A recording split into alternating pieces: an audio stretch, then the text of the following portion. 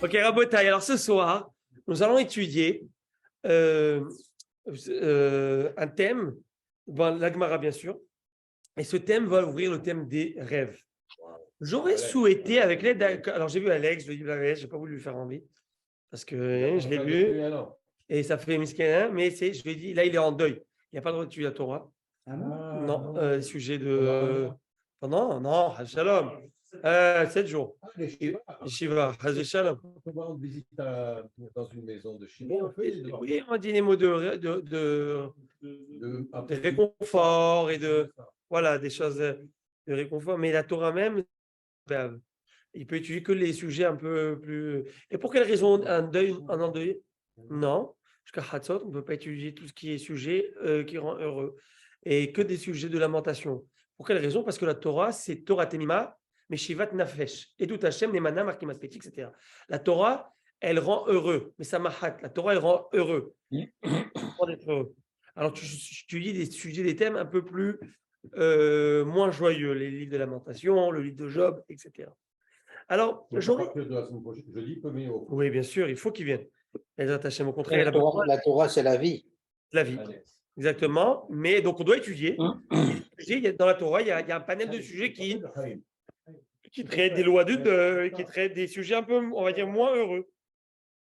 C'est dans cela que tu dois te trouver. Maintenant, j'essaierai, avec l'aide d'Akadosh Baruch Hu, si on pourrait, attendez, si on pourrait peut-être, durant ces shiurim, il y a un livre.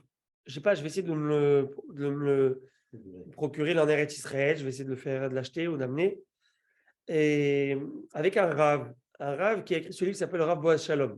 Ça s'appelle Mishnat HaHalomot, la Mishnah des rêves. Il a écrit tout un livre, un recueil de tous les thèmes du rêve dans la Halakha, dans la Haggadah, dans les Chachamim. Bref, exceptionnel. Et lui-même donne des cours, des cours de 20 minutes. Ils sont sur YouTube ou sur son site. Je me suis inspiré, j'ai vu. Et très intéressant. Parce que je voulais m'inspirer de... Il a étudié le thème à fond. Et il y a, dans ce thème, il y a le côté, on va dire, séculaire aussi. Comment ça s'explique de manière scientifique, physiologique. Mais il y a aussi donc la Torah, qu'est-ce qu'elle s'exprime et pourquoi. Et c'est intéressant. Donc peut-être chaque shiur, tant qu'on va être dedans, on dirait un petit thème. Bah, c'est un livre, c'est un pavé le livre. Et donc ça parle de tout. Le pourquoi des rêves et quel genre de rêve il y a. Il y a énormément de choses mais qu'on va développer. Vous allez voir, et c'est toute une science. J'allais dire la rêverie, je ne sais pas comment dire ça, mais le rêve, c'est toute une science. C'est toute une pseudo-science, c'est vraiment intéressant. Alors, on va essayer de travailler et de donner quelques petites choses chaque fois qu'on aura l'occasion, si Dieu le veut. Alors, à Botaï, nous sommes à la page 55. Nous étions arrivés au dernier shiur, et je dirais blabès les absents. Heureusement que David était là avec monsieur Lalouz, il a sauvé l'honneur. Et avec notre Zoom, et vous étiez sur le Zoom, bien sûr, les autres, Abi, monsieur Znati, ainsi que monsieur. Alors, je vois que vous m'avez envoyé, monsieur Znati nous a envoyé revue de psychologie ça doit être sur les rêves, j'imagine, non? Oui, mais c'est selon la religion. Ah oui, ok. Alors, on verra ça, Bezat Hashem. Je copie le lien, je le verrai bien plus tard. Alors, messieurs, on y va. Est-ce que vous êtes avec moi? Page 55. On commence.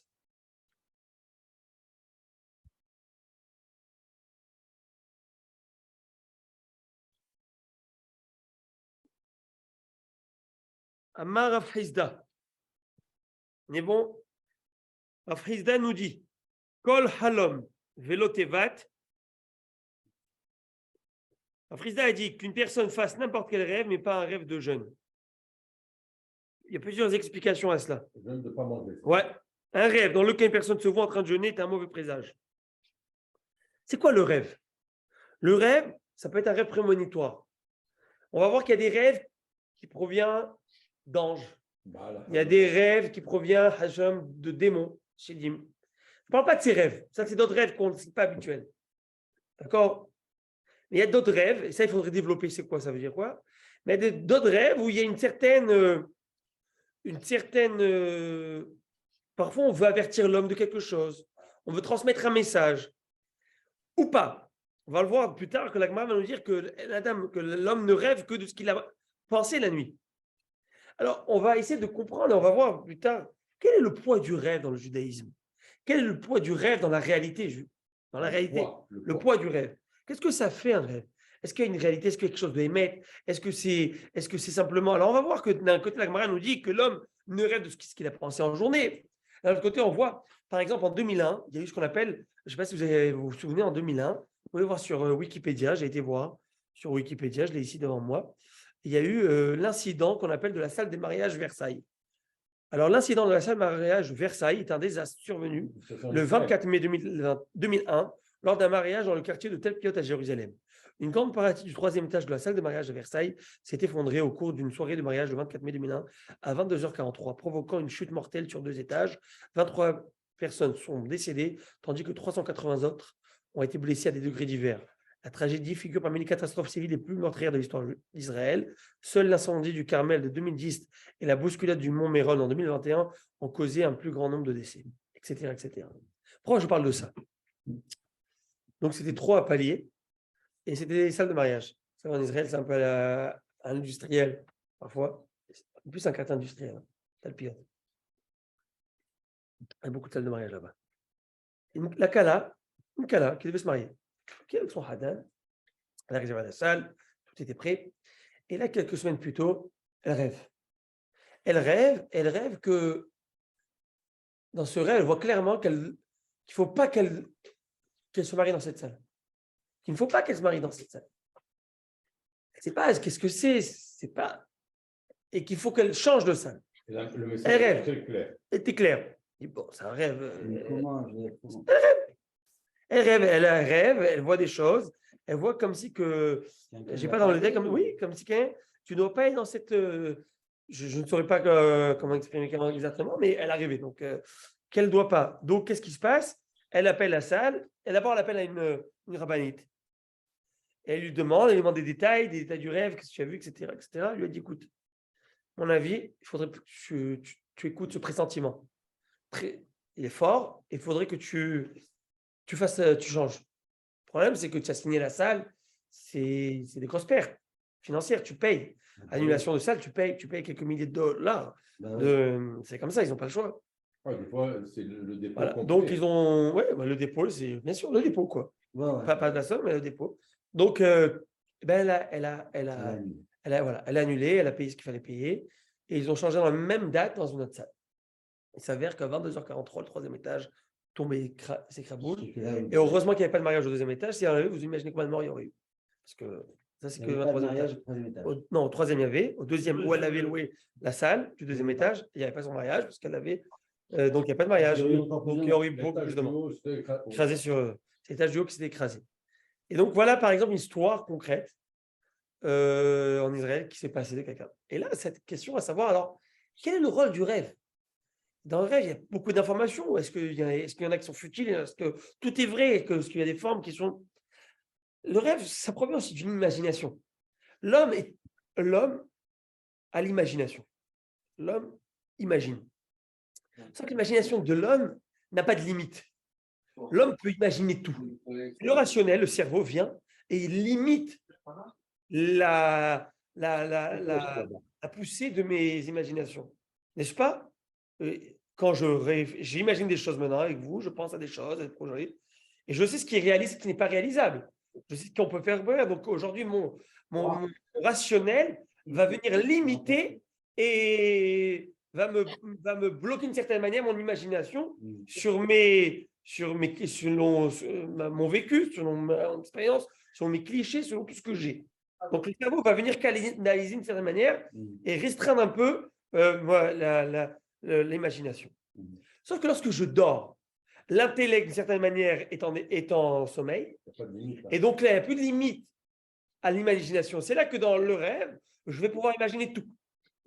Parce que le cerveau ne va pas venir obstruer cette imagination. Comme on dit aujourd'hui, thinking out of the box, comme ça ils disent, penser dehors de la boîte. Ça veut dire que on enlève, voilà. C'est ça que très souvent, les enfants, ils vont faire des choses que parfois on ne penserait pas, parce qu'ils sont encore ils n'ont pas tous ces données rationnelles que nous avons et qui les bloquent dans leur imagination, vous voyez. Ils ont beaucoup plus d'imagination que nous, c'est normal. D'accord, Nolo? Oui. Donc, qu'est-ce que le rêve? Alors le rêve, c'est une imagination à n'en plus finir. Mais qu'est-ce qu'il dit? Est-ce qu'il y a quelque chose vraiment de ma masse? L'empereur Adrien, si je ne me trompe pas, si je ne me trompe pas, il a demandé à Rabbi Shomen Hanania, un des plus grands du Ham Israël, philosophe, Tana, des plus grands Tanaïm, plus intelligents de Ham Israël. Il est l'un des 10 personnes des Tanaïm qui sont répétées le plus de fois dans tout le Talmud. Et Rabbi Shomen Hanania, qui était un génie, il lui a dit est-ce que tu sais de quoi je vais rêver ce soir? Vous êtes sages et intelligents, vous les Juifs. Quoi je vais rêver ce soir?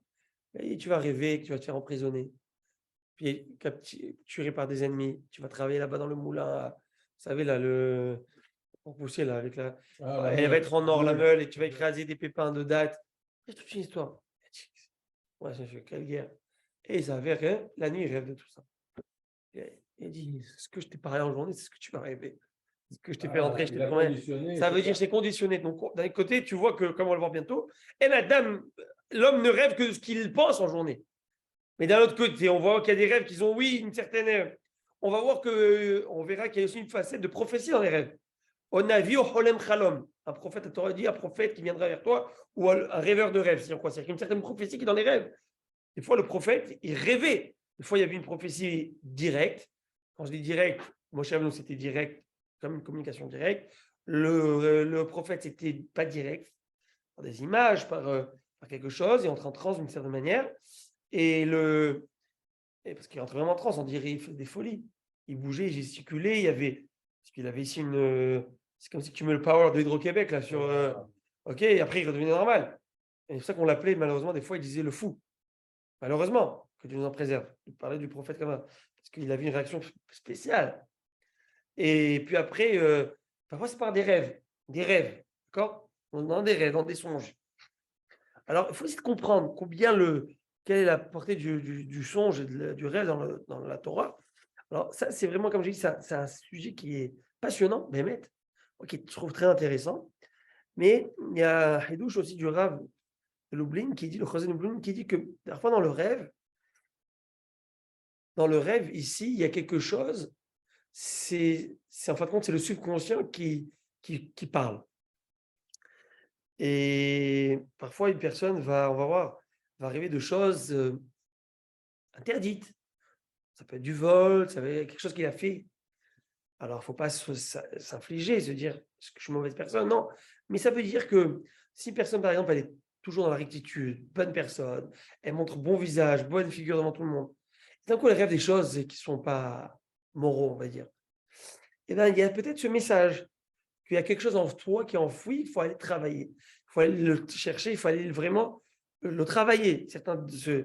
Et parce que c'est quoi? Parce qu'en fin de compte, c'est le subconscient qui parle sans gêne. Sans gêne.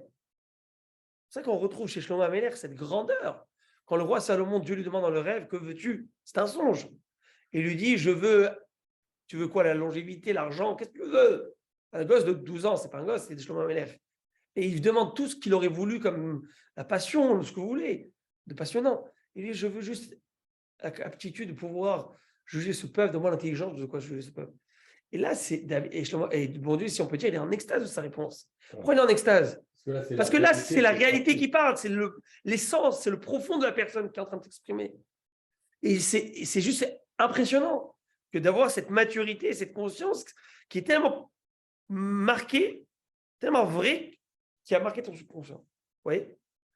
Une différence entre l'impression de déjà vu et le rêve. Si on est capable de distinguer. Oui. Alors, on va voir. Qu'est-ce qui est discernable? On verra. C'est assez complexe. Mais on verra qu'il y a des rêves ici. Alors, tout de suite, on va rentrer dans le détail. Et après, comme j'ai dit, attention, on va essayer de rentrer un peu plus. Peut-être faire un thème à part, ok? Ou un petit peu jusqu'à la fin de ma série, sur un petit peu chaque fois. Là, je vais vous donner un petit aperçu, on va dire. Et après, on va essayer de développer. Alors, Afrizan nous dit une chose. Il nous dit si quelqu'un se voit rêver, rêve et voit jeûner, voit qu'il jeûne, c'est pas un bon présage. C'est-à-dire que jeûner, c'est une certaine affliction de quelque chose, ok? Et donc, c'est comme si que, vous savez, une personne, quand elle a un problème, shalom, une des réactions, qu'est-ce que l'on fait, une réaction d'un Ben Israël, c'est de jeûner, pour enlever le mauvais décret. Donc, si elle voit jeûner dans ce rêve, c'est-à-dire qu'il y a ici un décret et qui était là et qui peut venir. Donc, il y a une certaine. Il y a une. Voilà. Donc, il ne faut pas arriver de jeûner. Alors. Bah, voilà, il ne faut pas arriver de jeûner. C'est-à-dire, si tu rêves de jeûner, c'est que tu rêves peut-être du jeûner. Ouais, c'est bien dit ça. Maintenant, ça, c'est Rachid, l'explication du Harour. Le Harour, il donne une explication. Il dit si une personne, il dit que si, on va le voir tout de suite. On va revoir cette idée bientôt aussi. L'idée du Harour, c'est un autre commentaire de l'époque, je pense, médiévale, mais qui va aller sur à peu près la même thématique, on va le voir dans un instant. C'est-à-dire que si une personne, au moment où elle jeûne, elle rêve, un rêve qui va l'affliger psychologiquement, c'est mauvais augure. Parce que même dans ton rêve, même dans ton jeûne, tu es en train de faire, c'est quelque chose là quelque chose de coriace qui peut arriver. On va voir que l'effet psychologique du rêve sur toi, ça va faire un impact. Il y a un réel impact qui va ça va conditionner la réalisation de ce rêve ou pas, ou la raison de choses. On va le voir dans. J'avance. Mamar Hafizda nous dit Helma de mi pacha, un rêve qui n'a pas été interprété, qui garta de l'omikaria. C'est comme une lettre qui n'a pas été lue. Est-ce que vous comprenez ce qu'on dit? Oui. Ça veut dire que tant qu'on n'a pas interprété ce rêve, c'est ni bon ni mauvais. Ça va ne créer aucune réalité. Tant que tu n'as pas interprété, il ne va pas avoir de conséquences. Parce que ça va être, on va le voir, que ça va être le présage, l'interprétation qui va provoquer une réalisation de cette réalité. L'histoire de Alors, on va le voir. On va rentrer tout ça, on y va. Très intriguant parce qu'on va voir des choses apparemment qui se contredisent dans un instant. Damar Hafizda. Et Hafizda nous dit ce qui est génial pour moi, c'est c'est pas une science entre guillemets exacte dans le sens où c'est pas un plus un là. Mais Hafizda va nous donner des enseignements qui sont émettes. C'est pas et même si et donc on peut se fier sur ce que nous dit Hafizda ici. C'est la Gemara, je veux dire, et c'est très intéressant. On va le voir. La Gemara nous dit comme ça. Ve'amar Hafizda. Donc vous avez remarqué qu'on a fait les trois enseignements de Hafizda. Premier enseignement Hafizda qui nous dit quelqu'un qui se voit jeûner, it's not good. Quelqu'un qui se voit, quelqu'un qui a rêvé mais qui n'a pas eu l'interprétation, c'est comme une lettre qui n'a pas été ouverte. Vous savez, je vais essayer de donner une illustration. J'ouvre mon boîte aux lettres et j'ai deux enveloppes. Une facture ou un ticket et un remboursement des impôts. Ok. Donc, dans les deux, là, je les ai ici. Non, je ne sais pas ce qui est quoi. Je suis dans le suspense. Tant que je n'ai pas ouvert celle-là des taxes à payer, j'ai aucune frustration psychologique, je peux dire. Ok. Vous voyez ce que je veux dire? Bon, j'exagère, mais vous voyez ce que je veux dire. Et le chèque le chèque, je n'ai pas encore la joie du chèque, je ne sais pas. Vous voyez? Donc, je suis encore à statu quo. Tandis que dès que je vais ouvrir cette lettre, je vais être à la lecture, la réalité, c'est que je dois toujours ces taxes. Avant que j'ouvre la lettre, je ne l'ouvre pas. Absolument. Mais l'impact psychologique, à l'école, je vais être à la connaissance de cette chose. C'est la même chose pour les rêves. Pareil pour les rêves. V'amar Hafizda. Helma bisha, adif me helma tava. Ah non, je n'ai pas terminé. Attendez. Oui. Non, je ne savais pas. Vas-y. Si tu ne l'interprètes pas, il n'y a pas de conséquences. Il n'y a rien. Il n'y a pas de conséquences. Oui, il y a ni bon ni mauvais. Ouais. Mais là, la lettre, tu la dois. Que tu l'ouvres ou tu la vois, tu dois leur payer. Oui, mais sur quoi tu as raison. Tu as raison. Tu as raison dans ce sens-là. Alors disons que je m'arrête avant, mais l'idée est là. C'est juste l'idée. Okay. Tu as raison. OK? L'idée du chèque, elle est bonne. Bah, exactement. Voilà. Merci, David. Merci, David. Merci. Merci. Thank you. Voilà. Exactement. Tu vois, dans ce sens-là. C'est juste un point. Okay? C'est un point de suspension. Damar Hafizda.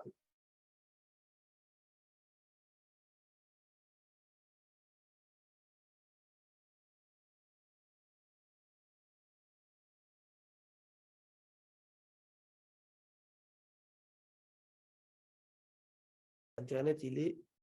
Natif, vous nous entendez? Non, j'entends rien. Hein? Changer de position. Vous étiez gelé à un moment donné. Ah, c'est ça a gelé, c'est la clim. Ok, on avance. Vous nous entendez là? Absolument, oui. Ok. Alors on avance. Non, il va demain, il a dit. Alors, Rav Frisda a dit Lo helma tava mikayem koulé, velo helma bisha mikayem koulé. Très intéressant, on va le voir dans un instant aussi. La Gemara va le développer. Ok. Mais dans quelques minutes, elle va le voir.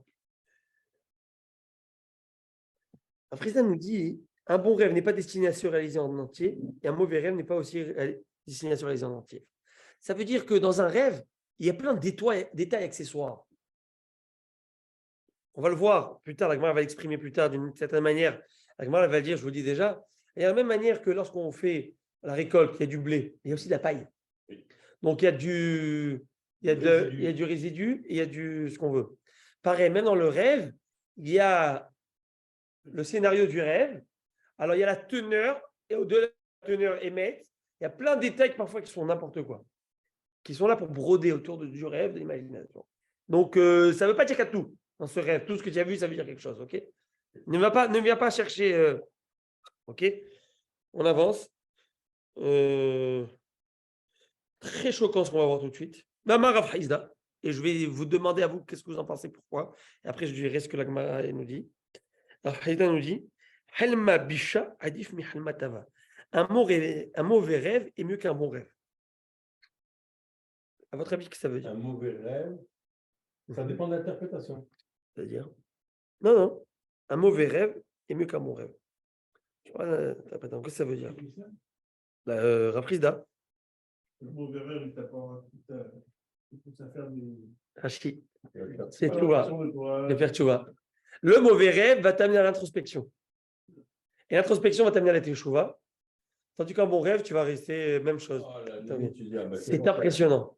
David, Chazak Baruch. S'il vous plaît, on rend hommage à David. Rachid, boum. En 3 mots, Rachid dit ce que tu as dit. Rachid dit chez Mevi et Adam, l'idée de teshuva. Ça mène à la teshuva. Donc, en fin de compte, le résultat de ce rêve va être bénéfique. Intéressant. Ouais. C'est beau parce que, vous savez, la Torah est juste impressionnante. Et je pense que la psychologie humaine est merveilleuse. Elle n'est pas que merveilleuse. La psychologie humaine est tellement complexe. Il y a tellement de facettes et de détails dans chaque chose. Et là, Gemara nous dit une chose. Ce mauvais rêve, si tu t'arrêtes à ce mauvais rêve, tu peux rentrer dans la dépression. Mais va voir qu'est-ce qu'elle va t'amener. Va voir la finalité de cette chose. Arrête de t'arrêter au processus. Va à la finalité. Ça va te faire des chouvas. Ne sois pas déprimé, sois heureux de ça. Mais ça, c'est très dur si on n'a pas ce recul. Très compliqué. On est tous dans le même bateau. Lorsqu'on parle de notre personne, dans une situation, on a du mal à prendre du recul. C'est pour ça qu'on va aller voir le Rav, c'est pour ça qu'on va voir le psychologue, on va voir un thérapeute, on va voir quelqu'un qui est en dehors de ton cadre. Il ne vit pas dedans, il n'a pas les pieds dans la boue. Vous voyez ce que je veux dire? Et donc, il a ce recul, à tête reposée, à tête froide, il peut venir te... Là, ça t'amène des bonnes choses, tu vois? C'est très bien. Et Rav Frisda nous dit Helma bisha atzivouti mistaye. Un mauvais rêve, sa tristesse lui suffit. Helma tava hedve mistaye. Un bon rêve, sa joie lui suffit. Est-ce que vous comprenez ce que ça veut dire? Hein? Rachid dit comme ça. C'est chaud, c'est incroyable ce qu'il dit, Rachid. Rachid dit parfois la déprime causée par un mauvais rêve, qui était un mauvais rêve de présage, prémonitoire sur quelque chose, le fait est que tu t'en es tellement affligé de cela, et bien, de certaine manière, peut-être c'était ça qui a été recherché. Et bien maintenant, tu n'as rien à craindre, parce que le mauvais décret s'est exprimé par cette conséquence psychologique que ça a eu sur toi. Et donc, ne t'inquiète pas. C'est-à-dire la peine que tu as eue d'avoir rêvé ce rêve va effacer ce mauvais présage parce qu'il va s'exprimer par cette peine. Et de l'autre côté, le revers de la médaille, c'est le gars, il vient de rêver au 649. Et bien, la simcha qu'il a eue en rêvant ce rêve, c'est déjà son 649 à lui. Parce que la différence entre un riche et un pauvre, c'est quoi? C'est juste la psychologie. parce qu'il va manger le même pain. Il va manger la même chose. Il peut pas manger de l'or, lui. Le compte en banque, il ne vieillit pas dans le compte en banque. Donc, c'est quoi? C'est la joie psychologique qu'il a, la joie, la simcha, de se savoir riche.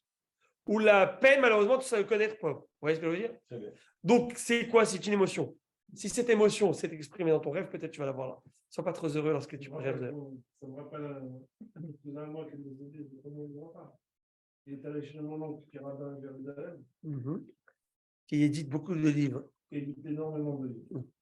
Mon oncle a 10 enfants, une quarantaine de petits-enfants, 50, on est rendu. Et mon cousin, lui, il respectait pas Shabbat. Il a passé un Shabbat chez lui. Je vous mets monsieur Abivol, que vous voyez. Il a vu les enfants, les petits-enfants, il a dit, tu sais quoi, c'est lui qui a raison. Tellement qu'il a vu de la joie dans la maison. On le voit bien, Rav. Ah, ok. Super. Dans le partage d'écran, on le voit. On voit très bien la table. Très bien. Il a dit, c'est lui qui a raison. Le maître, sauf qu'après, c'est dommage de réaliser trop tard. Tu dis, Kharam, comment. C'est vrai. Mais d'un autre côté, moi, je suis pour cette idée, Mechin mitzadeh gaver. C'est-à-dire qu'un Kadosh Baruch Hu te place des jalons et t'amène où est-ce que tu dois aller. Ça, c'est une chose. Parfois, il te pose les bonnes personnes devant toi et des fois, tu t'entêtes à ne pas les voir. Ça, c'est autre chose. Mais c'est comme, je discutais dernièrement avec quelqu'un, on me parlait des examens, réussite, son fils, pas son fils, où on avance. Mais je prends une drive, il nous amène où est-ce qu'il faut, à la bonne chose, le bon endroit où est-ce qu'il nous faut. Parce que c'est comme dans nos prières. Dans nos prières, qu'est-ce qu'on dit? Mais allez, Michalot, les Benou, les Tova. S'il te plaît, Dieu, remplis notre volonté pour le bien. Pourquoi remplir notre volonté pour le bien? Remplir notre volonté. Pourquoi pour le bien? C'est-à-dire que si toi, mon Père, miséricordieux, tu sais que ce n'est pas bon pour moi, alors s'il te plaît, fais la bonne chose. Tu vois? Que Dieu nous en préserve. Un enfant qui a le diabète, que Dieu nous en préserve. Et il dit, papa, je veux ce bonbon, je veux ce bonbon. S'il te plaît, donne-le-moi. Et lui, papa, il est un peu dur, il dit, je ne pourrais pas te le donner, mon fils. Et il va être dur, il va être sec, il va être ferme. Et bien, il lui sauve la vie à son fils. Parce que si à l'école, il va commencer à manger ça, et il lui mais il l'amène au bon endroit, aux bonnes choses, pour que lui puisse après avoir cette maturité de savoir distinguer les choses, etc. etc. Mais s'il lui donne ça, alors nous, il l'amène à sa chute et à sa perte. On avance. Ve'amar Yosef, Helmatava, Afilou les Didi, Bedihouté, Mefakhale. C'est impressionnant. Rav Yosef, alors on va voir comme ça. Yosef, il vient corroborer ce qu'on vient de dire. Vous savez que Rav Yosef était aveugle? Rav Yosef était aveugle. Rav Yosef était aveugle. Ouais, vous savez que Rav Yosef, j'ouvre une parenthèse. Rav Yosef, c'est Rav Yosef. Rav Yosef, il était aveugle aussi. Il a oublié sa Torah à la fin de sa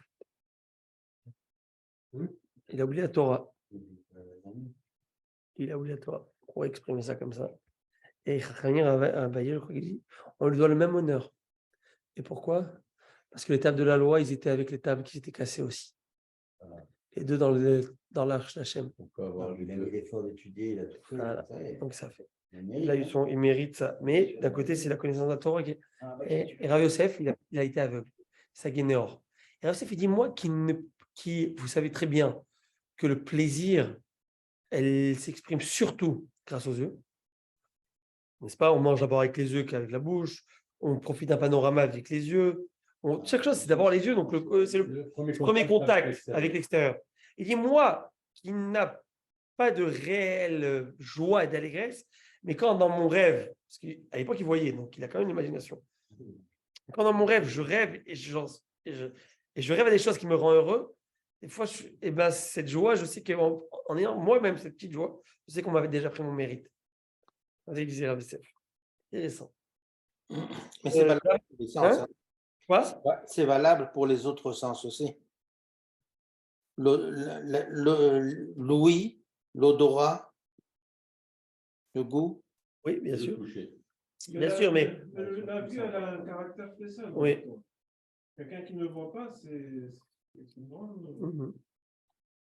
Regardez Jacob à la fin de sa vie, il ne voyait pas et pourtant il avait un odorat et Il traque. une sensation de reconnaître son fils. Ouais, il traque. Batichena Enav. Irot. Bravo. Vamar Afrizda. Afrizda reprend. Helma Bisha Kasha Minigda. Faire un mauvais rêve, c'est pire que recevoir des coups de fouet. Vous savez pourquoi? Rachid explique. Je vous lis Rachid. Rachid dit Mimal coup de Kasha la gouffe Adam était l'angoisse causée par le mauvais rêve, tu ne sais pas ce qui peut se passer. L'angoisse psychologique est beaucoup plus dure que une plaie corporelle, physique. Et ça, c'est émettre. Une personne qui souffre psychologiquement, c'est beaucoup plus dur que physiquement, d'une certaine manière. Parce qu'il est enfermé dans une prison psychologique. Alors, allez-nous, que Dieu nous en préserve, que Dieu nous en préserve, que Dieu nous en préserve. La dépression, c'est rentrer dans un état, on ne sait pas comment s'en sortir, et on devient une loque humaine. Et après, c'est le physique, bien sûr, qui va être psychosomatique, qui va être. Non, je parle de la dépression. Donc, je dis l'angoisse causée par un mauvais rêve, qui peut te donner comme psychologue, ça peut être plus grave même que des coups de. N'est-ce pas? On avance. Et d'où on sait ça? Comme il est dit dans ce passouk, dans un passouk dans l'Ecclésiaste. C'est affreux. Que Dieu nous en préserve. C'est affreux. C'est affreux. Et ça ne prévient pas, la dépression. C'est-à-dire que c'est quelque chose qui peut être élément déclencheur qu'on ne sait pas et qui nous ramène très très loin. Très très loin. Je sais de quoi je vous parle. C'est des...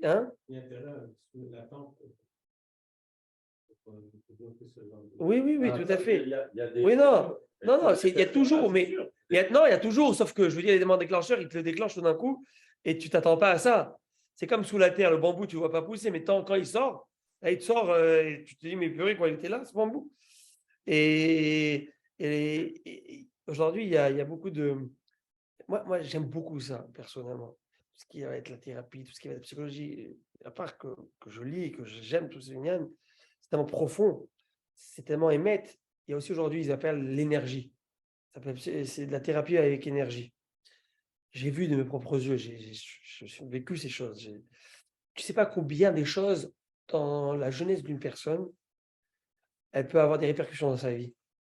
Et c'est pas des années, ça peut avoir des répercussions dans la vie de couple, ça peut avoir des répercussions dans la vie de parents, de père, de mère, sur énormément de choses qu'on ne sait pas. Et on ne sait pas quel est notre rôle. Et moi, je dis ça et des fois, je tremble en pensant à ça. Notre rôle de père et de mère, de parents, d'éducateurs,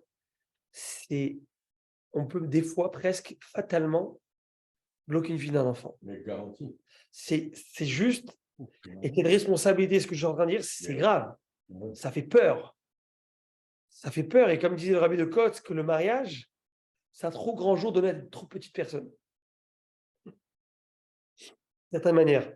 Ça veut dire que l'impact qu'on peut avoir sur l'autre, bon, en tout cas, on ne va pas. J'ai vu des choses impressionnantes. Un jour, on fera confession intime. C'est pas le moment. Maintenant, on avance, ok? V. Et tout ça, ça fait partie de la Torah, c'est comprendre derrière tout ce qu'il y a. Ouais. Amar Afrizda. Ok. Alors, nous, on sait que amour et rêve, ça veut dire l'angoisse qui va être créée par ce rêve, ça peut être quelque chose qui est pire qu'un coup de fouet. On amène un passage d'Ecclésiaste. Va Elohim Asa Sheyerum Elefanav. Et Dieu agit de la sorte afin que l'homme le craigne. C'est-à-dire quoi? Dieu agit de la sorte. De quoi il parle? Quelle sorte? Rabbi Bachana dit au nom de Rabbi Hanan, ça fait référence au mauvais rêve.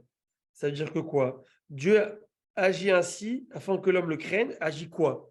Il envoie la notion de homme pour qu'il le craigne, qu'il comprenne quelqu'un au-dessus de lui et qui ne fait pas ce qu'il veut dans la vie. On avance. Le passouk nous dit comme ça. C'est un passouk, d'accord? Dans Irmia, Jérémie. Le verset de Jérémie, c'est Jérémie qui parle. Vous savez, à l'époque de Jérémie, premier temple, le Beth Amikdash a été détruit. Il y avait là-bas des Rechaim, des scélérats. C'était les faux prophètes. Jérémie leur disait, faites échouva, ça va être mal pour vous. arrêtez avec le meurtre, arrêtez avec la débauche, arrêtez avec l'idolâtrie. Rien à faire. Ça rentre ici, ça sort là-bas. Et Dieu va vous envoyer un peuple qui va vous. Et les autres prophètes, mais non, c'est des bobards. Mais c'est des bobards, il exagère. Enfin, un fanatique de religieux, celui-là, toujours en train d'être party pooper, et toujours en train de noircir tout. Profite de la vie, croque-le à pleines dents. Hein? Quoi? Profiter de la vie. Oui, mais bien. Pas la débauche. Ouais, la passion et la raison. Ah, Si la passion l'emporte, bien sûr, profite de la vie. Vas-y, profite-en. Mais le plaisir, il a ses limites. Donc, croquer à peine vie, à peine an, je veux dire dans la manière qui se passait à l'époque. Ok. Alors, le passage qui dit comme ça, je vous lis. Le prophète, il dit comme ça. Le prophète, accompagné d'un rêve, racontera un rêve. C'est un passage. Vacher devari toi, daber devari emet. Ça, c'est Dieu qui dit dans le verset. Mais celui qui est accompagné de ma parole dira ma parole de vérité. Mal et even et tabar neum Hashem. Comme la paille peut être comparée elle comparée au blé. Ça veut dire ce verset. La Gemara a expliqué. Quel rapport entre la paille et le blé et un rêve, comme on vient de voir. Et là, Rabbi Yochanan dit au nom de Rabbi Shimon Bar Yochai, Keshem sheifshar levar beloteven, de la même manière qu'il est impossible que le blé ne soit pas mélangé avec la paille, car yefshar la chalom belotvarim betelim. Ainsi, il est impossible qu'un rêve qui a une signification ne soit pas mélangé avec des éléments vains. Vous avez compris? C'est-à-dire, pas tout est vrai dans un rêve. Pas tout est vrai. Je me rappelle, il y avait Radio J. Je ne sais pas si vous avez connu Radio J. C'est Radio Shalom à peu près ici. En France, je me rappelle, c'était 94.8. C'était la chaîne, la fréquence. Et Radio J, il y avait, alors je me rappelle, des fois, on roulait en voiture et pour l'école, je ne sais. Et il y avait donc la radio. Et je ne sais pas c'était quel jour, l'après-midi, il y avait une dame, lectrice des interprète de rêves. Et tu écoutais des rêves. Et moi, ça me faisait rire parce que les cartographes, ceux qui lisent dans les cas, tous ces gens-là, ils voient beaucoup de. C'est des bobards et surtout, c'est des trucs. Tu mets une angoisse à la personne au-delà de. On va le voir. On va voir surtout qu'il faut trouver quelqu'un. La Gemara va le voir plus tard. On va le voir plus tard que la Gemara dit qu'il faut être quelqu'un qui t'aime si tu veux une bonne interprétation de rêve. La Gemara raconte elle va payer Rava. Un, il payait l'interprète, l'autre, il ne payait pas. Celui qui payait, il donnait les hebel, une interprétation top. Et l'autre, il ne payait pas, il l'éclatait. Il faudrait comprendre, va payer. Pourquoi tu ne payes pas? Bon, en tout cas. Amar Rabbi Berachia dit Halom, un rêve qui présage un événement donc quelconque, bien qu'une partie de ce rêve puisse se réaliser, mais la totalité du rêve ne va pas se réaliser. Il ne faut pas, comme on l'a expliqué, il n'y a pas de tout qui est. Et alors, d'où on sait ça? Qui peut me dire d'où on sait ça? On va voir que apparemment, c'est ce que la Gemara qu'on va voir dans un instant. J'ai vu dans les commentaires, mais je l'ai tout de suite moi-même dit avant de voir, c'est qu'elle contre un midrash. Vous allez voir dans un instant pourquoi. On apprend de Yosef, tout ça. Qui me sait où on retrouve d'abord les rêves? D'abord, dans la Torah, c'est plein de rêves. Le prophète, le rêve de qui va. Allez-y. Yosef, quand il a dormi avec l'échelle et monté. Yaakov, vous voulez dire? Yaakov, pardon. Yaakov. Il y a eu Yosef qui a eu. Yosef avec les chansons quand il était en prison. Avant ça. Les épis de blé qui se prosternent la nuit, le soleil et les étoiles qui se prosternent la nuit, il raconte les rêves à ses frères. Donc on voit que ça a toujours été. Le rêve, c'était une science importante et qui avait toute sa place. Au point où ils avaient les interprètes de rêve, les rois, tous. Ils avaient un problème, vous allez voir. Et Paro, il va rêver des 7 vaches, et il va les épis. Et on va voir que le maître échanson, le maître panetier va rêver aussi, comme vous avez dit. Il y a plein de rêves. Il y a plein de hein? Il n'y a pas de. Je vais voir aussi voilà. Oui, bien sûr.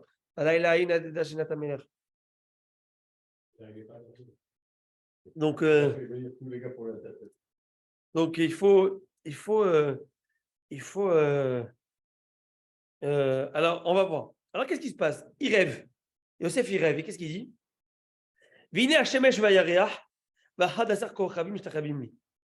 Et voici que le soleil et la lune et 11 étoiles se prosternent devant moi.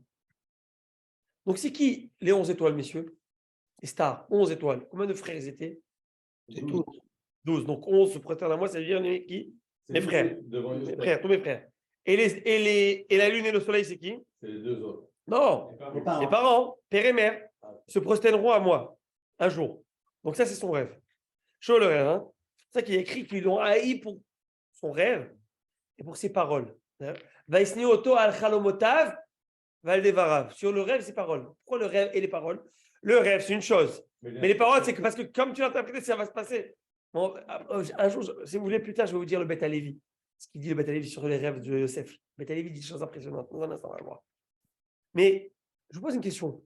En fin de compte, est-ce que c'est vrai qu'ils sont prosternés à lui? Bien oui, quand ils sont descendus en Égypte. Donc ils sont tous prosternés à lui. Mais, et là, on tourne la page 55, folio B, qui son père aussi, bien sûr. Pas sa mère. Pas sa mère, elle était décédée. Ah ouais. C'est pour ça que la Gemara nous dit, tu vois bien. Vaïsha'ata, imelo avat, sa maman n'était pas là. Donc tu vois que dans un rêve, pas tout se réalise. Et là, je vous ai dit que le Midrash, moi je pense que le Midrash n'est pas d'accord, et je l'ai retrouvé ici que le Midrash n'est pas d'accord. Parce que c'était qui la mère en question? C'était sa mère adoptive, Bila. Quand il est décédé jeune, sa mère. Donc c'est qui s'occupait d'elle? C'était Bila, la servante, la deuxième mère. Elle a dû se prosterner. Elle est venue, elle a dû se Elle prosterner. est venue avec son mari. Apparemment, là, il te dit qu'apparemment, le Midrash veut dire que la Gemara ici, elle n'est pas d'accord, qu'elle est morte aussi avant. Voilà, c'est intéressant. Mais la Gemara, donc tu vois, en tout cas, l'idée, c'est que pas tout est. Il n'y a pas tout. Rabbi Levi nous dit Leolam il s'appelle Adam Lechalam Tov Ad Esrim Shtem Shana. Quand tu rêves, beau présage, de bonnes choses, tu dis allez, quand ça va arriver? Ça va arriver quand? Jusqu'à quand, on va dire, la date de péremption d'un rêve et d'une bonne chose qui peut arriver? Un an, 6 mois? Pendant combien de temps Combien de temps tu peux espérer? Messieurs, 22 ans. Non. Ouais, au minimum. Il y a On va le voir pourquoi 22 ans. Il y a un dicton qui dit tu ne peux pas faire confiance au goy 40 ans après l'avoir enterré, parce qu'il y a eu le rêve aussi. Quand il avait enterré de l'argent et il est venu longtemps après, il l'a divulgué. Non, ça, c'est un dicton populaire. Mais ce n'est pas fondé. Parce que c'est 40 ans là. Hein. Non. Oui. Donc 22 ans, ça reste. Mais 22 ans, moi j'ai oublié. Et te la remets, hein, tu entends, Maurice? Hein? Et te la remets là. Ah, c'est normal. Ça, ok. Alors, un partout. Maintenant, on avance. 22 ans, comment tu vas? Alors, d'où 22 ans, messieurs, à votre avis? 22 ans. Où d'abord ce chiffre? D'où? Alors, très simple, très logique. Tu te dis quel âge il avait quand il a rêvé, Yosef? Dirtiv, quel âge il avait? Et les Toldot Yaakov, Yosef, Ben Shema Yisraël, il avait 17 ans. Parce qu'on parle à Yeshev, il nous dit qu'il avait 17 ans. Donc, il avait 17 ans. Et à quel âge il devient roi? À quel âge il devient roi, Yosef? 30 ans. Yosef, il a 30 ans quand il devient pharaon. De 12 ans. Très bien. De 17 à 30 ans, il y a combien? 13. Il y a 13. Bravo. Tlatsar est 13. Bravo. Maintenant, il y a combien d'années d'abondance? Parce qu'il avait dit, qu'est-ce qu'il a dit au pharaon? Il va avoir combien d'années d'abondance? 16. Donc, il y a 7 années d'abondance. Donc, on est à 13 plus 7, ça fait 20. Après, il y a les années de famine qui ont commencé. C'est pour ça que les frères sont venus. Combien d'années de famine? Non. Première année, deuxième année, ils n'arrivent plus. Là, les frères, ils arrivent. Quand Jacob, il amène Jacob, ça s'arrête. La famine, combien d'années? Donc 2 ans après, ça s'arrête. La famine, dès que Jacob est venu, la famine s'est arrêtée. Ah, ça s'appelle Yosef? Non, c'est devait. Mais quand Jacob est venu, la bracha est venue, donc la famine s'est arrêtée. Parce que toute la famille était pour que Jacob il arrive. Pour provoquer C'est pour la réunion, c'est ça. Hein? Ouais, pour qu'ils arrivent. Alors, donc, il n'y a pas eu les 7 ans? Bon, il y a eu 2 ans seulement. Donc ça fait combien? Ben voilà, tu le sais maintenant. Ça fait combien, messieurs? Alors, on a 20 plus 2, ça fait 22. 22. C'est prosterné combien d'années après alors? 22 ans. Le rêve s'est réalisé à 22 ans. Voilà les 22 ans. Donc tu peux espérer un rêve jusqu'à 22 ans. Au minimum, on le voit ici. Jusqu'à 22 ans, on a une preuve. Mais si on Mais ça peut Peut-être, mais la Torah nous dit. Ouais. Ouais, mais bon, Rachem, je te dis, toi, tu l'as déjà gagné. Merveilleux enfant, Blienara. Belle famille. Alors, on avance. Amaravuna. Et un super frère. Amaravuna. Quand tu dis que la Gemara, tout n'est pas vrai dans le rêve. C'est-à-dire tout ne va pas se réaliser. Voilà, mais tu parles des parents de Yosef. Et tu fais une association parce qu'il a quand même rêvé que les parents vont se prosterner. Le message est mauvais quand même. Mais c'est pas mauvais, quel est mauvais? Comment ça? Ben, ça veut dire qu'il est gênant. Les parents se prosternent. Ouais, mais. Il est gênant et ça ne s'est pas réalisé. C'est un rêve. Ça, c'est pas vrai. C'est un rêve, c'est pas lui, c'est Dieu qui a envoyé. Ça s'est réalisé. Ça s'est réalisé. Ça s'est réalisé. C'est réalisé. Devenu roi. Ah, alors, donc tout s'est réalisé. Bien sûr, à part ça. Un détail qui n'est pas réalisé. Lequel? Non, mais je veux dire, même son père. Dans son cas, tout le rêve s'est réalisé au complet. Ouais. Est-ce que vous voulez qu'on mette une petite parenthèse? Juste pour parler des rêves de Yosef? Bien sûr. Je disais, les rêves de Yosef, regardez comment c'est beau et dans les mots. Vous allez voir comment c'est la beauté. La beauté. Vous êtes avec moi, M. Znati? Absolument. Tombé dans la piscine. Alors, on avance. Regardez comment c'est la beauté de ça. David, ce que je te donne maintenant, c'est 1 milliard. T'es quitte. Il y a 70 millions. Hein? C'est 70 millions. Je te donne 1 milliard. I give you 1 milliard today. Pas 1 million. C'est vrai? Je vais y aller ce soir. Non, Max? Ça n'a pas été gagné vendredi, il y avait 70 millions vendredi. Bon, ça n'a pas été gagné. Voilà, comme ma firme a dit, c'est parce que. Tu sais que tu viens de m'annoncer que j'ai perdu 70 millions de vendredi dernier. Un manque à On gagner. avance. Ça s'appelle un manque à gagner. Alors, on avance. Il faut les avoir dans la poche. On avance. Il est écrit comme ça. Il arrivait 2 rêves, Joseph. Baruch Abba Rabbi Moïse Deri. Baruch Hanimtsa. Hanimtsaim. Ah, Toda Rabba. Il dit comme ça. Joseph arrivait à un rêve et il le haïr encore plus. Et il dit comme ça. Écoutez, je vous dis en français, ok? Écoutez, je vous prie ce rêve que j'ai fait. Oh, voici, nous lions des gerbes dans le champ, et voici que ma gerbe s'est dressée et même restée debout. Et voici que vos gerbes se sont placées tout autour, elles se sont prosternées devant ma gerbe. Vous entendez ça? C'est chaud, hein? Ses frères lui dirent, régnerais-tu donc sur nous? Nous dominerais-tu donc? Et il le haïr encore plus à cause de ses rêves et à cause de ses paroles. Tu peux me dire pourquoi il le haïr encore plus à cause de ses rêves et de ses paroles? Est-ce qu'il a parlé là, lui? Est-ce que Joseph, il a parlé? Non, mais il a décrit. Est-ce qu'il a rien dit? Il a juste dit le rêve. Il a décrit le rêve. Vous entendez la question? Et l'interprétation. Il n'a pas il a rien dit. Pas lui, c'est pas lui. Ok, mais lui, il a rien dit. Il a décrit, il a Et alors? prononcé. Et alors? Mais la description du rêve, elle est mauvaise pour eux. Mais eux, c'est pas lui qui interprète. Ah, c'est eux qui ont interprété. Ils sont tombés dans le piège. Pourquoi tu as eu un songe, c'est une chose. Pourquoi tu nous le partages? Tu nous l'as partagé, tu nous as fait réagir. Tu nous as fait réagir, on t'a dit, selon la compréhension de ton rêve, tu penses vraiment que nous, tu vas nous régner, tu vas nous dominer? On vient de se piéger nous-mêmes. On vient de donner l'interprétation. Et donc, il le haïr encore plus. Al-Khalomotav, un rêve, c'est une chose, mais Al-Devara, pourquoi tu l'exprimes? C'est pas terminé. Ils ont dit, tu sais quoi? On va se la fermer s'il y a un autre rêve. On se tait. Qu'est-ce qui se passe? Il fait encore un autre rêve. Et il le racontait à ses frères. Et il dit, voici, j'ai fait encore un rêve. Et voici que le soleil, la lune et 11 étoiles se prosternent devant moi. Il le raconta à son père et à ses frères. Au début, il n'y avait pas son père. Son père le gronda et lui dit, est-ce que les frères, ils parlent maintenant? Pas moi, ils disent, non, se tait, guys, on s'est fait piéger. Sauf que là, c'est qui parle? Le père, il est là. Il ne peut pas dire à son père de se taire, papa. Et il dit, qu'est-ce que tu rêves que tu viens de faire? Viendrons-nous, moi, ta mère, tes frères, se prosterner devant toi? Ah! Ses frères furent jaloux de lui et son père gardait la chose. Son père gardait la chose, Rachid dit, son père savait exactement ce qui allait se passer, il attendait que ça se passe. Parce que son père, il l'aime. Son père, il savait que ça allait se passer, il attendait que ça se passe. Mais de sa paix. Donc, Donc, c'est pas que le père, les enfants, ils sont tombés dans le piège, deuxième fois, il dit, on va pas se faire avoir. La prochaine fois, c'est Hachem qui a fait que c'est devant le père il a interprété. Maintenant, messieurs, qui peut me dire pourquoi au départ, pourquoi là-bas, il n'y a pas écrit, ils étaient, là, il y a écrit, ils furent jaloux. Avant, il y a écrit, ils le haïssèrent. Ils le haïssèrent. Là, c'est jaloux, et là, ils le haïssèrent. Pourquoi? Messieurs? Non, je pense pas. Autre chose, au départ, qu'est-ce qu'il dit? Il fait ce qu'on appelle en français une personnification. Il dit, ma gerbe est devant, au centre, et vous prosternez tous devant. Vos gerbes prosternent tous devant moi. Dans le deuxième, il dit, toutes les étoiles se prosternent devant moi. Donc, il parle de Yosef en tant que personne, en tant qu'humain. Et vous, les étoiles, vous êtes personnifiés par des étoiles, etc. Et vous prosternez devant moi. Là, il parle de lui, et non pas par quelque chose qui le représente. Pourquoi donc? Il dit, le Beth Alevi est beautiful, ce qu'il dit. Il dit comme ça. Le premier rêve, ça parle de la supériorité matérielle, richesse. Le blé. Le blé, c'est pas moi. Joseph, mon portefeuille, s'il est plus gros que vous, c'est pas ma personne. Pas mieux que vous. C'est juste mon portefeuille est plus gros que vous. Ça ne va pas faire de changement dans la réalité. Il dit donc, toi, tu veux être un roi sur nous, enfin, tu veux nous dominer physiquement, matériellement. C'est ça qu'il le haïssait. Ne supportez pas ça. Tu n'as pas honte. Par contre, lorsqu'il va parler de choses célestes. Donc, c'est la spiritualité, là, c'est ma personne. Parce que la spiritualité de la personne, c'est sa personne. C'est pas quelque chose d'autre, c'est moi, personne. Et donc, ça qu'il a dit, là, ils ont été jaloux parce qu'on a le droit d'être jaloux lorsqu'il y a des, pour la Torah et les mitzvot. Pourquoi? Que tu sois, veux nous dominer physiquement, c'est inadmissible. Que tu sois mieux que nous dans la Torah, on est jaloux. On ne peut pas te dire, c'est tout un honneur, mais on est jaloux de toi. Vous avez compris?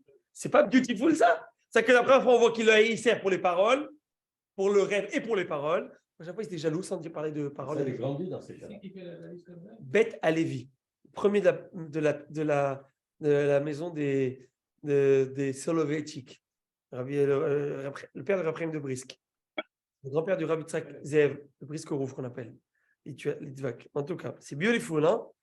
C'est de toute beauté. On avance, et après on pourra terminer. Alors, écoutez sur Ridouche. Un autre principe au rêve.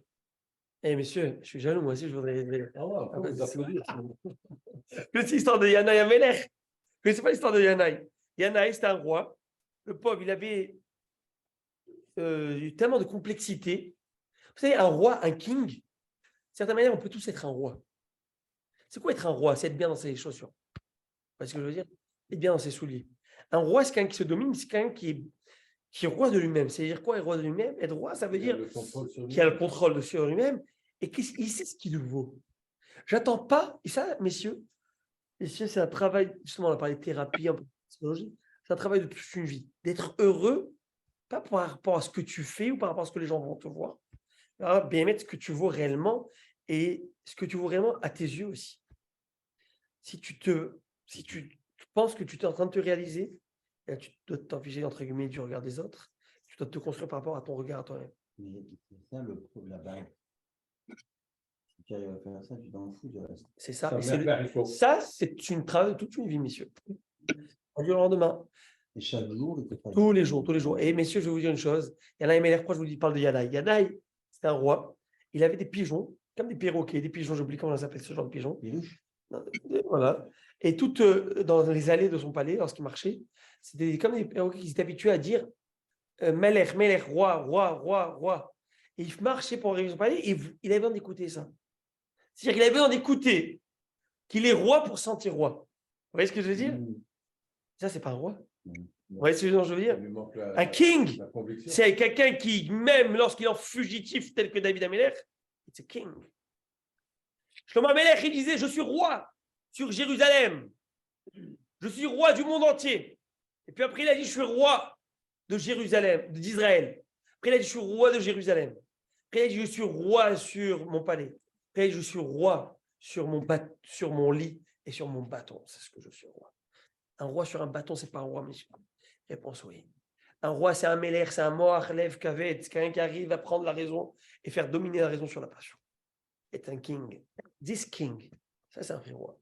Le contraire, c'est pas un roi. Ça, c'est notre travail toute notre vie. Qu'on puisse. Vaïtem ni mamlechet kohanim vegoy kadosh. Vous serez pour moi une dynastie. Mamlechet.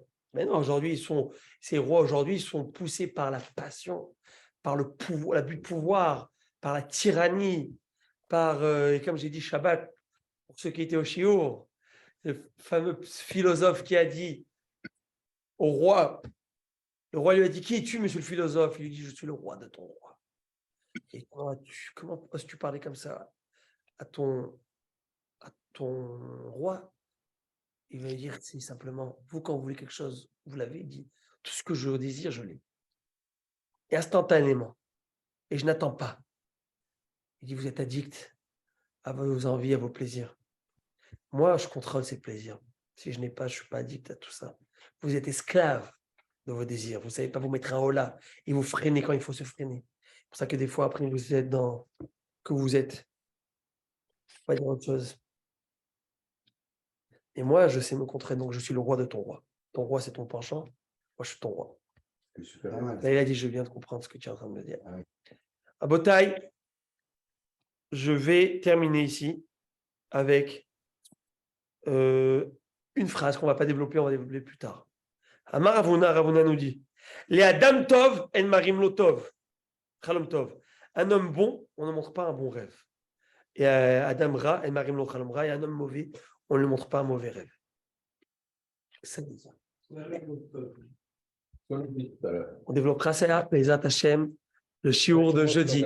En tout cas, monsieur Znati, d'ici à Tova, profitez bien du soleil, amusez-vous bien, faites bon voyage, arrivez en paix et revenez en paix si Dieu le veut. Merci.